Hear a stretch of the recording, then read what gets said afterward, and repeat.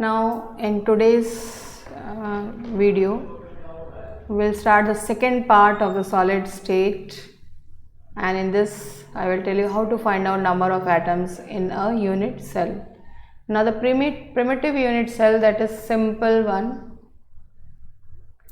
the number of atoms present are 8 at each corner. You can imagine a room in which the corners has 8 vertices. So and each vertex one atom is present, and the participation of each atom per unit cell is 1/8. So that is why I have written 8 atoms at corners into 1/8, that is equal to 1 atom. And when we will calculate the density, it is given by Z. Second is body centered. In body centered, along with the corners, so corners just now we have calculated 8 into 1/8, the same here it will be repeated 8 into 1/8, and with this we have 1 atom in the center of the unit cell. So individually the participation is 1, so 1 plus 1, 2 atoms in body centered unit cell. Third is face centered unit cell. Now in face centered unit cell, along with the corners we have 6 faces, and on 6 faces atoms are present. So at each face, half of will be to the one crystal and half of will be to the other side. For example, I will give you an example. This is the face, one face, and in the center 1 atom is there. It is assumed as a sphere, so half of the sphere will be this side and half of the sphere will be to the back side of the crystal. So 8 into 1/8 at the corners and 6 faces into 1/2 is equal to 3. So total is equal to 4.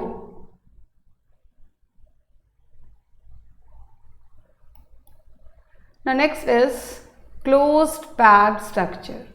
Now closed packed structure means that when the atoms, they are assumed as a hard sphere, and when they are arranged in different orders, then they leave minimum vacant space. That is called closed packed structure. Now first is closed packing in one dimension. Now suppose you use you can say when you play cricket, you assume that ball.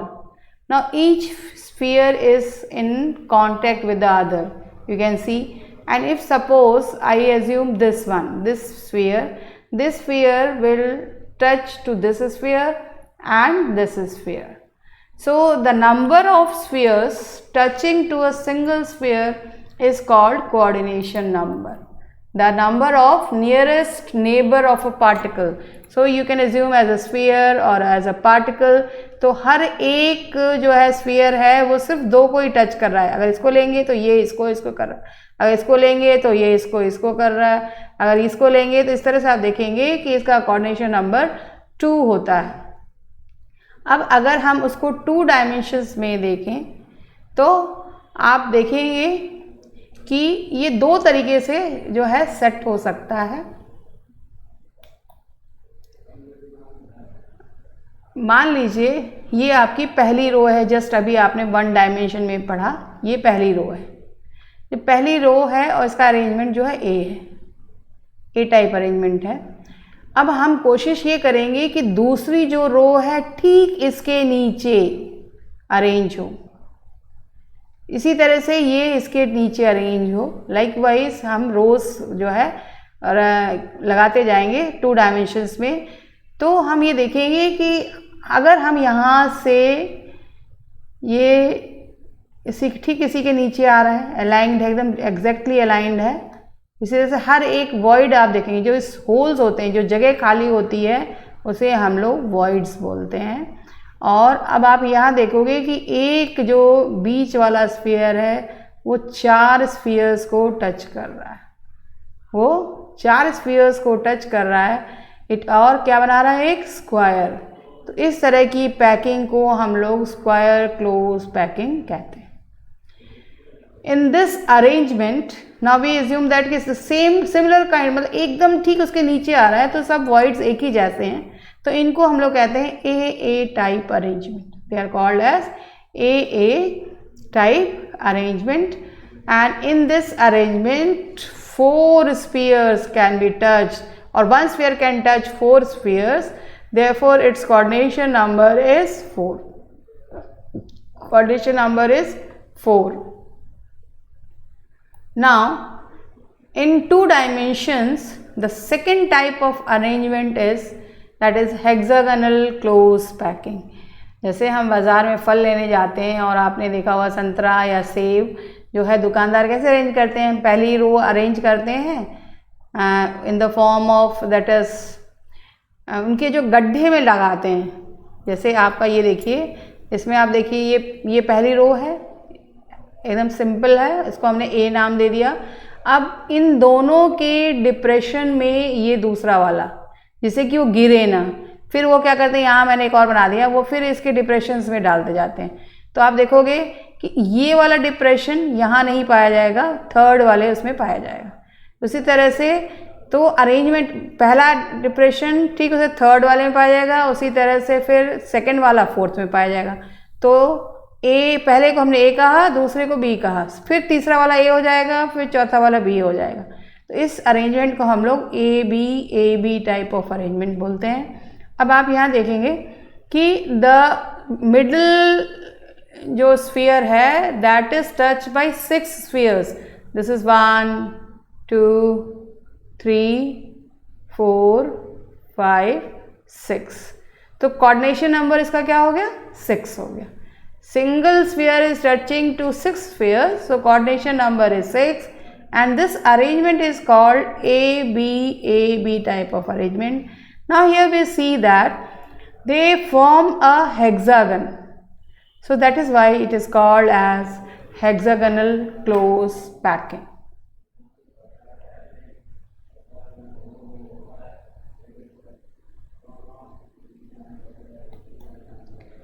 Now next is close packing in 3 dimensions. Now just now we have studied that is square close packing. अगर हम 2 dimension में, अगर आप इसको देखेंगे इस diagram को, इसी डायग्राम को आप देखिए, ये आपका यहाँ से यहाँ तक 2 डायमेंशन में था, और इसको हमने यहाँ से पहले यहाँ ऐसे अरेंज किया, उसके बाद ऐसे नीचे अरेंज किया। अगर आप एक सीक ले लें तो आप देखेंगे यहाँ से डालेंगे तो उस पार निकल जाएगा, इसी तरह से ऊपर से डालेंगे तो उसके ठीक नीचे से क्रॉस कर जाएगा। मतलब कि सारे के सारे जो वॉइड्स हैं हर लेयर के अलाइंड हैं। तो इसका मतलब इनको हम लोग, ये भी आपका A हो गया, ये भी A हो गया, चाहे इधर से देखिए चाहे इधर से देखिए, सब A अरेंजमेंट है। तो इसको हम लोग A टाइप अरेंजमेंट बोलते हैं। Means in square close packing the second layer is also aligned as the first layer, then the holes are perfectly so that we can cross any stick through it, is called as square close packing. Now next is that is hexagonal close packing in 3 dimensions. Now here you can see this light color shows the first layer. Now here hexagonal close packing also with this light color. Now the second layer of this light blue color is placed on the depression of this. You can see here, right? So this was in 2 dimensions. The light blue color shows the diagram in 2 dimensions. And in 3 dimension, when the one layer is placed over the other, then you get the 3-dimensional diagram. And here we see that in the voids in the 1 dimension, that is 2 dimension, they are called as tetrahedral voids. अगर 2 dimension में hexagonal close packing में arrangement है तो जो void मिलता है वो tetrahedral void मिलता है।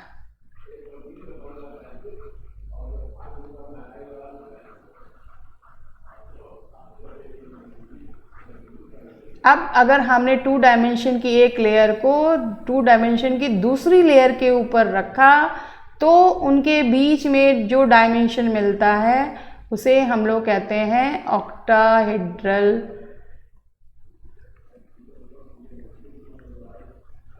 void.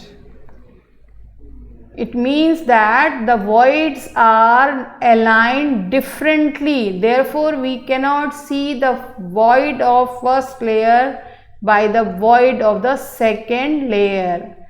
अब अगर 2 लेयर के बीच की जो void आप देख रहे हो, मान लीजिए ये 3 स्फीयर्स हैं, उसके ऊपर हमने एक ये स्फीयर डाला, तो इसका मतलब ये 2 डायमेंशंस में है, तो इस void को हम लोग कहते हैं टेट्राहेड्रल void। और वही अगर नीचे 3 है और उसके ठीक ऊपर हमने 3 लगाया है तो वो कहलाता है आपका ऑक्टाहेड्रल वॉइड्स। आप बॉल लीजिए या फल लेके आप करके देखिए, आपको और क्लियर होगा। Now when the third layer is covered over the second layer, the tetrahedral void of the second layer may be covered by the third layer, and the third layer is exactly aligned with those of the first layer. You can see here that here this is the first layer and this is the second layer. So you can say the void of the third layer is similar and the void of the second layer and the third layer is similar here. So you can see here the arrangement in the particles, they are, if the voids, 2 voids, all the voids are same, A type. If the voids, alternate voids are same, then it is called AB type. And if more than, that is third one is similar to the first one, then it is called ABC type of arrangement. So tetrahedral voids of the second layer may be covered by the third layer, and the third layer is exactly aligned with the first layer. And here AB type of arrangement is observed. Hexagonal close packed structure is found in, example is given to you, that is magnesium and zinc. And when octahedral voids are covered, third layer may be placed over the second layer in such a manner that the spheres cover the octahedral void and the sphere of the third layer are not aligned with those of either first or the second. मतलब पहले भी के void और दूसरे के void में भी third layer का void अलाइन नहीं करता है, तो उसको हम लोग ABC टाइप ऑफ अरेंजमेंट कहते हैं। और उसका एग्जाम्पल है कॉपर और सिल्वर। ये सब बोर्ड में आता नहीं है बट कोर्स में है तो हमें पढ़ना है।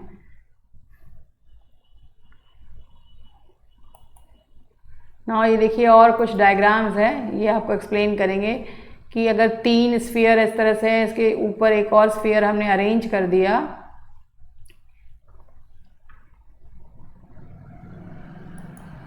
वो डायग्राम मैंने पहले भी बनाया था। देखिए 3 स्फीयर हैं, ये आपका ये नीचे वाला है और इसके ऊपर आपने ये बॉल एक और रख दी, तो ये आपको दिखाई तो नहीं देगा, लेकिन इसके बीच का जो वॉइड होगा वो आपका टेट्राहेड्रल वॉइड कहलाता है। और उसी तरह से अगर 3 आपके नीचे हैं और ठीक उसके ऊपर 3 और आपने बॉल्स रखी, तो इस होल्स को हम लोग ऑक्टाहेड्रल होल्स कहते हैं। तो इसको हम लोग टॉप व्यू ऊपर से अगर देखेंगे तो हमें ऐसा दिखाई देगा। अगर एक्सप्लोडेड साइड व्यू देखते हैं तो आपको ये बीच में देखिए, इसको टेट्राहेड्रल वॉइड बोलते हैं, और 3 ऊपर इसके रखे तो ये आपका कहलाता है ऑक्टाहेड्रल वॉइड। दूसरा ज्योमेट्रिकल शेप लेंगे तो आप देखोगे कि जैसे टेट्राहेड्रन्स बनते हैं, ये बीच में रहता है, यहाँ से पिरामिड्स देखते हैं ना लगभग उसी तरह से, तो इसके बीच में जो होगा वो आपका होगा वॉइड। और उसी तरह से 2 टेट्राहेड्रल वॉइड मिलके एक ऑक्टाहेड्रल वॉइड बनाते हैं। आपको मेन चीज़ ध्यान में यही रखनी है।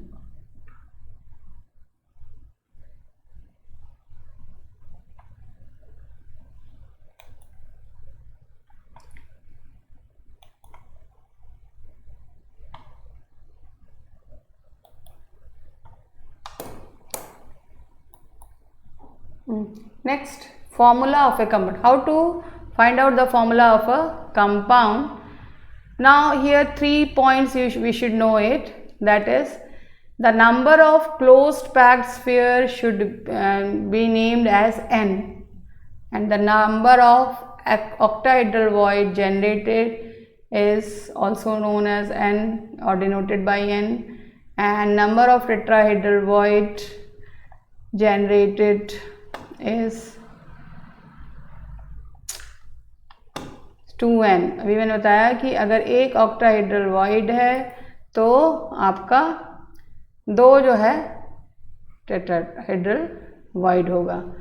आयनिक सॉलिड्स में हमेशा एनायंस का साइज बड़ा होता है तो वो किनारे रहते हैं और कैटायंस उसके बीच में एडजस्ट होते हैं। Smaller cations are smaller size तो they get placed in the voids. अब आपका एक क्वेश्चन है, इंडेक्स क्वेश्चन 1.14 है कि what is the 2 dimensional coordination number of a molecule in square close packed layer. तो अभी आपने पीछे भी बनाया है कि अगर कोई भी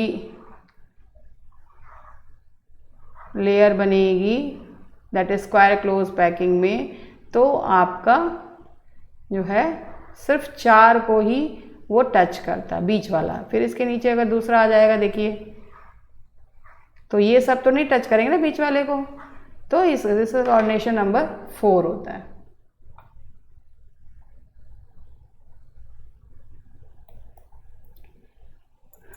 नेक्स्ट है सेकेंड इंडेक्स क्वेश्चन है 1.15 that is a compound forms hexagonal close packed structure.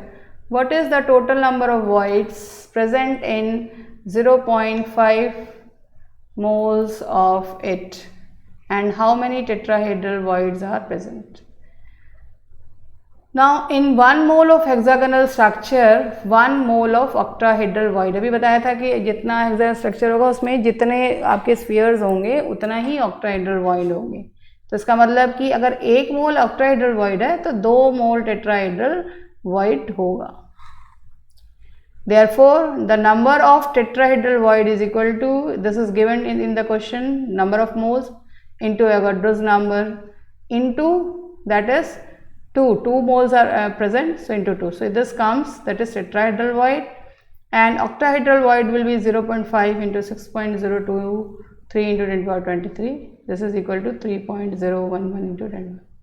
So total voids of tetrahedral and octahedral are 6.023 into 10 power 23 plus 3.011 into 10 power 23 equals to 9.033 into 10 power 23.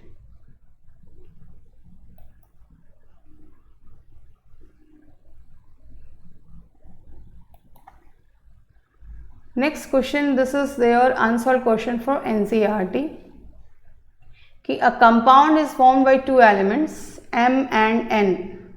The element N forms CCP and atom of M occupies 1/3 of tetrahedral void. What is the formula of the compound? तो अब ये हमको पता होना चाहिए कि अगर N CCP कर रहा है मतलब कि कॉर्नर्स पे ही प्रेजेंट है। N forms CCP means it is present only at the corners, so that is 8 into 1/8 that is equal to 1। मतलब N जो है वो सिर्फ 1 एटम है। अब M जो है वो 1/3 ऑफ द टेट्राहेड्रल वॉइड को ऑक्यूपाई कर रहा है। Therefore the total number of tetrahedral void will is equal to 2n, हमें पता है। सो 2 into 1 दैट इज 2 और 2 का 1/3 विल बी 2/3। तो इन दो का रेशियो क्या हो गया? M is to N is 2/3 is to 1। So M 2/3 N 1 cross multiply किया तो फॉर्मूला आपका आया M2N3।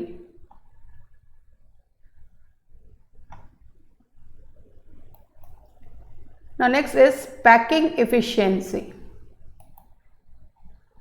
इसकी डेरिवेशन हो सकता है एग्ज़ाम में आ जाए, बहुत पहले था कोर्स से में, फिर डिलीट हो गया, फिर आ गया है, लेकिन अभी तक आया नहीं है। 2-3 साल पहले आया कोर्स में, दोबारा अभी तक आया तो नहीं है, लेकिन क्या पता आ जाए, तो we never know. Now packing efficiency is the percentage of total space occupied by the particles in a crystal। कितना जो है स्फीयर्स के फॉर्म में अगर एज्यूम करते हैं तो कितना वो स्पेस ऑक्यूपाई करते हैं, उसी को हम लोग कहते हैं packing efficiency. First we will study the packing efficiency in HCP and CCP molecule. अब मान लीजिए कि आपका ये यूनिट सेल बना हुआ है, पूरा क्यूब है, इसमें जो एज लेंथ है उसको हम A से डिनोट कर, देखिए ये सारी एज लेंथ जो है ये A से डिनोटेड रहती हैं, और फेस डायगोनल जो है ये A से लेकर ये B तक की जो दूरी है ये आपको B से मान लिए। और अब आप देखिए triangle A B and C, ABC ये सारे के सारे साइड्स जो हैं आपके इक्वल हैं, राइट एंगल ट्राइंगल है, तो hypotenuse square is equal to perpendicular square into base square. अब इसको आप करेंगे तो AC square is equal to AB square plus BC square, तो ये भी आपका एज लेंथ है, तो ये भी A रिप्रेजेंट करेगा और ये भी A रिप्रेजेंट करेगा। सो B स्क्वायर, यहाँ से यहाँ तक की दूरी B है, तो B square is equal to A square plus A square, ये आपने यहाँ लिखा। So B is equal to √2A। और if we know that R is the radius of the sphere, तो आप देखिए B, इस स्फीयर का रेडियस यहाँ से यहाँ तक R है, फिर यहाँ से यहाँ तक ये R है, ये R है और ये R है, 4 R हो गए। तो B is equal to 4R, यहाँ भी B is equal to √2A मिला और यहाँ मिला B is equal to 4R। दोनों को जब हम इक्वेट करेंगे तो √2A is equal to 4R और A is equal to 4R by √2 is equal to 2√2R। Edge length जो है for HCP and CCP is 2√2R। Please note the value, you should know, because somewhere this question है कि atomic radius निकालिए, तब भी आपको इस फॉर्मूले का इस्तेमाल करना होगा, और हर एक क्रिस्टल के लिए अलग अलग वैल्यू रहती है। जैसे A is equal to 4R by √2, so R will be equal to √2A by 4, तो आपको याद रखना, या R is equal to A by 2√2, R is equal to A by, ये फॉर्मूला आपको कभी कभी इसकी ज़रूरत पड़ जाएगी, याद रखिए। अब पैकिंग इफिशिएंसी HCP में अगर हम निकालते हैं number of atom 8 into 1/8 plus 1, तो आता है आपका 4। जब 4 आया और वॉल्यूम ऑफ स्फीयर लेंगे तो 4 वॉल्यूम ऑफ स्फीयर होना चाहिए, और total volume of the unit cell into 100, ये फॉर्मूला है, ये सब जगह अप्लाई करेंगे, सिर्फ Z की वैल्यू चेंज होगी। स्फीयर का वॉल्यूम होता है 4/3 πr cube, and total volume of unit cell क्या होगा आपका, दैट इज A क्यूब। तो A की वैल्यू आपने अभी निकाली है 2√2R, so A cube 2√2R that is whole cube. जब इन सबको कैलकुलेट करेंगे तो you will get 74%। Now second is that is efficiency of packing in, this is body centered, BCC. Now BCC में अब आप देखिए, फिर इस डायग्राम को थोड़ा ध्यान से देखिए। In triangle EFD, in triangle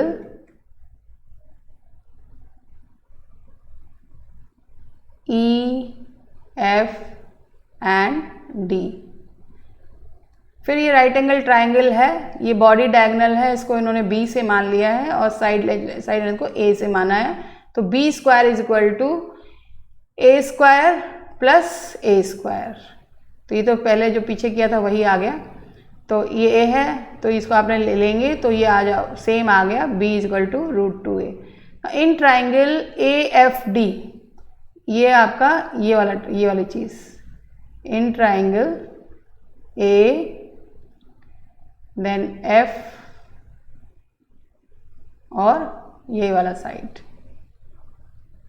ये भी एक राइट एंगल ट्रायंगल ही है, लेकिन इन्होंने इस वाली चीज़ को जो बीच का सेंटर है इसको इन्होंने माना है सी से। राइट एंगल ट्रायंगल है ही, और यहाँ से फिर ये आपका हो गया ए स्क्वायर, और ये हो गया आपका बी स्क्वायर, और ये हो गया आपका सी स्क्वायर। तो C square is equal to A square plus यहाँ पे बी था, दिखना बंद हो गया, A square plus B square. So और अभी हमने बी स्क्वायर बराबर 2a स्क्वायर निकाला है, उसकी वैल्यू यहाँ लगा दी। A square plus 2a square 3a square, और c is equal to √3a। c body diagonal है, तो ये 4r आपको यहाँ पे ऑलरेडी इसमें डायग्राम लिखा है, स्फीयर है ये पूरा, एक कंप्लीट स्फीयर या आधा स्फीयर, तो 4r हो गया। तो c is equal to 4r, और जब इन दोनों को हमने इक्वेट किया तो √3a is equal to 4r, और a is equal to 4r by √3, और r is equal to √3 by 4। BCC में नंबर ऑफ एटम 2 आता है, वो 8 into 1/8 plus 1 that is equal to 2। तो फिर फॉर्मूला वही हुआ कि packing efficiency is equal to 2 into volume occupied by 2 spheres divided by total volume of unit cell into 100. So 2 into 4/3 pi r cube divided by a cube. So a here is, you have got 4r by √3 whole cube is equal to 68%. And last is, that is simple cubic unit cell. Here the edge length is a. Now if you assume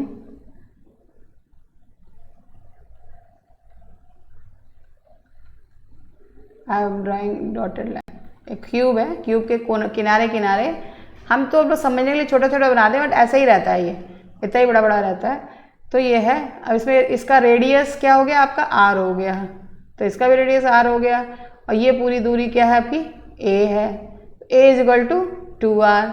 volume of the cube क्या होता है, a cube होता है, तो 2r का whole cube is equal to 8r cube. Number of atom 8 into 1/8, तो ये आपका 1 आ गया। तो packing efficiency is 1 into volume of the atom that is sphere divided by volume of the unit cell into 100। तो ये 1 into 4/3 pi r cube by 8r square into 100, so that is equal to 52.4%.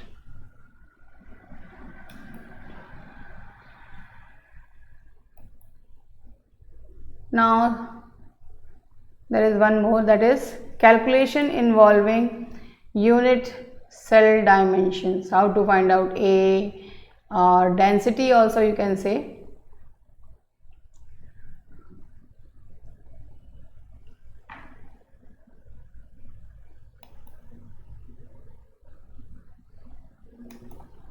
Now to find out the density, that is D is equal to Z into M divided by A cube into N0.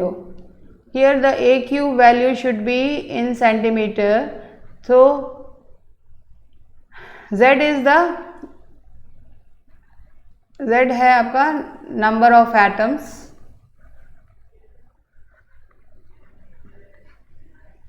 M जो है आपका क्या है, molar mass है,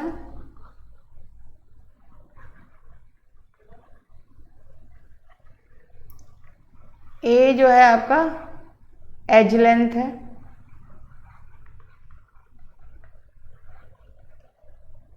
और N क्या है, Avogadro's number.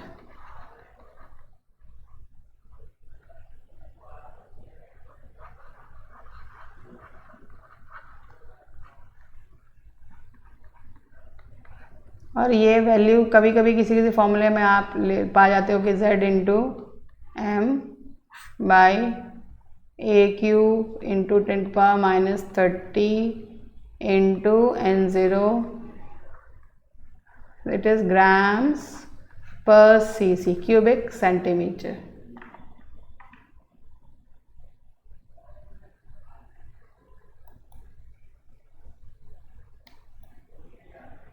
Now this is the numericals based on it. That is, an electron with molar mass 2.7 into 10 to the power minus 2 kg per mole forms a cubic unit cell with edge length 405 picometer. If its density is 2.7 into 10 to the power 3 kg per meter cube, what is the nature of the cubic unit cell? मतलब कि हमको Z निकालना है. आपको यहाँ पर M दिया हुआ है 2.7 into 10 to the power minus 2 दिया है, और A जो दिया हुआ है वो 405 पिकोमीटर दिया हुआ है. इसको हमको अगर मीटर में चेंज करना है तो हम इसको 10 to the power minus 12 से करेंगे, और अगर सेंटीमीटर में चेंज करना है तो हमको 10 से करना होगा. तो यहाँ पे हम अगर सेंटीमीटर में करें तो it will better, you will write down 10. तो सारी चीज़ें हमने इसमें सब्स्टिट्यूट किया तो हमें z इज इक्वल टू जो है 4 मिलता है. और 4 किसके लिए होता है? Face centred cubic cell.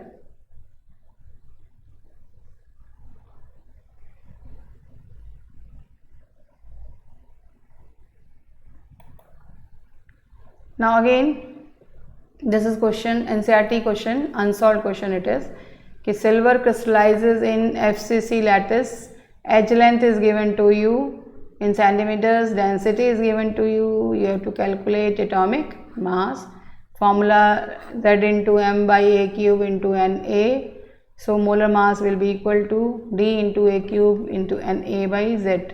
And this question already they have converted into centimeters, so apply the values or substitute the values and calculate. After multiplying and dividing you will get the answer.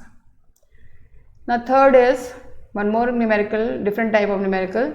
This is for also for NCERT exercise number, I don't know, I will not, do not remember, I have not written also. It is exercise given in the exercise. That is, analysis shows nickel oxide has a formula Ni 0.980. So this is a non-stoichiometric compound where the ratio is not a whole number ratio. So we have to calculate ki what is the percentage of Ni2 plus and Ni3 plus present in the formula unit. Now here they have given ki Ni is 0.98. So we suppose that Ni2 plus be x, so Ni3 plus will be 0.98 minus x. ये मान लेना हमको. और total charge किसी भी compound पे 0 होता है, और ऑक्सीजन पे चार्ज कितना होता है? -2 होता है.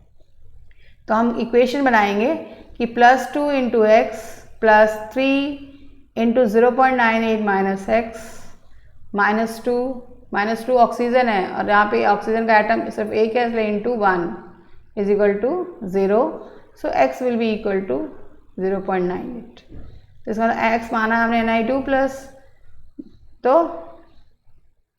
आप जो है यहाँ पर Ni3 प्लस का, अगर Ni2 प्लस 0.98 है तो Ni3 प्लस कितना हो जाएगा? 0.98 माइनस 0.94 बाई पॉइंट, तो ये आ जाएगा 0.0. चाहे किस तरीके से निकालिए, चाहे डायरेक्टली 100 से माइनस करके भी निकाल सकते हैं. तो 0.94 बाई 0.98 इंटू 100, तो ये आपको 96% मिलता है. तो अगर Ni2 प्लस 96% है तो Ni3 प्लस 100 माइनस 96 4%.